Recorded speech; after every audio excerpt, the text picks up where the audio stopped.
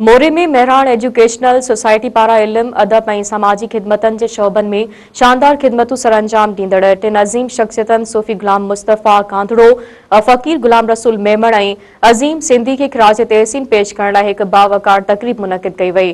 तक़रीब में doctor Mumtaz Ali Memon, professor Ghulam Rasool Soomro, Javed Mustafa कांधड़ो, doctor Sajjad Ali Shah, Ali Raza Memon ऐं ॿियनि लेखकनि, उस्तादनि, समाजी कारकुननि ऐं शहरियुनि शिरकत कई।